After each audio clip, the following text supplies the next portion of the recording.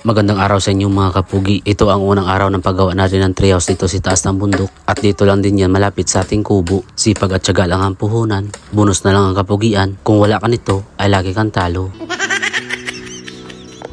Naghanap pala ako dito ng puno na pwede natin gawin treehouse mga kapugi. At buti ay may nakita ako dito malapit lang sa aming kubo. Ang puno pala nito ay kung tawagan naman dito sa Bicol ay antipolo. Matibay din itong klaseng kahoy mga kapugi. Ginagamit din itong materyales sa paggawa ng bahay. Lalo na kapag sobrang matured na ang puno nito. At makatas din ang balat nito at malapot. Na kapag dumikit ito sa iyong balat ay medyo mahirap din itong alisin. Pwera na lang kung ito ay iyong sasabunin. Ang una ko palang gagawin dito mga kapugi ay gumawa ng hagdan para hindi tayo mahirapan sa pag-akyat baba doon sa puno. At ang naisipan kong materyales sa paggawa ng hagdan ay itong kawayan. Kinuha ko pa ito nung nakaraang buwan. Ngayon ay akin na itong napapakinabangan. Bale binutasan ko lang ang bawat gilid nito at nagputol ng kahoy para maisukat na natin sa paggawa ng hagdan. Siyempre yung pipiliin natin mga kapugi na kahoy ay yung matibay na para iwas disgrasya kapag ginagamit natin ito. Kung ano lang ang available dito sa itaas ng bundok na pwede natin mapapakinabangan. Ayun lang din ang ginagamit ko mga kapugi. Pagkatapos kong lagyan ng kahoy ang bawat butas ay akin naman inilagay itong isang pangkawayan.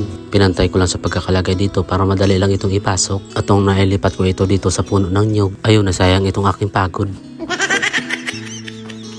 Kaya akin naman ulit itong inayos dahil papakuha natin itong mga kapugi para mas lalo pa itong tumibay. Dapat nakasinto itong pako doon sa kahoy na iyong inilagay para kapag umakyat baba tayo dito ay hindi ito maalis o matatanggal. Ganon din dito sa kabila. Kaso yung dulo pala dito ng kawayan mga kapugi ay hindi ko na nilagyan ng kahoy dahil nabiyak na ito sa kakasukat natin kanina. Pagkatapos ay dinala ko na ito sa puno para masubukan kung okay na itong ating ginawang hagdan. Sinabayan ko na din sa pag-alis ng mga nakapulupot dito ng mga balagon at mga tuyong kahoy na nakapatong. At tinignan ko dito kung makikita ba ang magandang view doon sa aking pwesto. Kaso hinaharangan ito ng mga puno. Kaya habang ako'y nag-iisip sa aking mga plano ay kumuha na muna ako ng mga kahoy na gagamitin ko doon sa itaas ng puno. Siyempre yung mga matibay din ng kahoy yung mga kinukuha ko dito. Bago tayo makagawa ng treehouse na sa itaas, ang una natin gagawin, ayusin mo natin yung hagdan para madali tayo makakit baba dito sa gawing treehouse.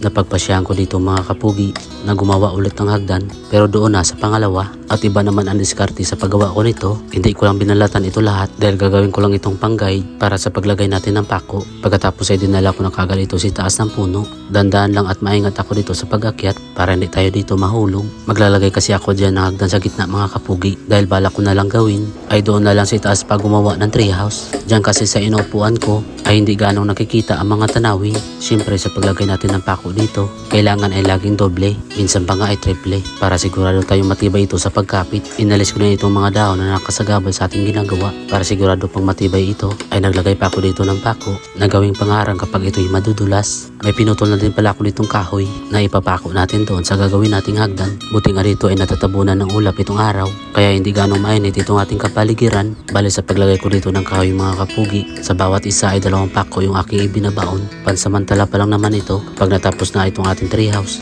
ay aayusin pa natin ulit itong hagdan. Sa ngayon ito lang muna pero matibay na din itong mga kapugi. Ang mahalaga ay hindi tayo mahirapan sa pag-akyat baba dito sa puno. Pinakuhaan ko na din pala doon sa itaas para hindi na itong magalaw kapag ito inaapakan at inalis na din itong mga dahon na nakasagabal at bumaba na din muna ako dito para kukunin yung iba pang mga kahoy sa ibaba at nilagyan ko din pala ito ng hawakan dito banda sa may hagdan para magsilbing alalay habang tayo umaakyat baba dito sa puno. Bali yung mga kahoy pala na aking kinuha mga kapugi ay pinako ko lang muna dito sa taas para kapag habang may ginagawa tayo dito ay marami tayong mahahawakan. Hindi basta-basta ang paggawa ng treehouse mga kapugi. Mas mahirap pa ito sa paggawa natin ng kubo lalo pa at medyo mataas itong ating pwesto kaya laging maingat ang paggawa natin dito. At ito din ang pinakagusto kong gawin mga kapugi, yung tipong nata-challenge ako sa paggawa ko nito at para malaman ko rin kung hanggang saan talaga makakaya itong imahinasyon ko. At kung naubusan na ako dito ng kahoy ay dito na ako nagpahinga. Mga kapugi, narito ako sa taas ng puno. Bali nilagyan ko na ng mga kahoy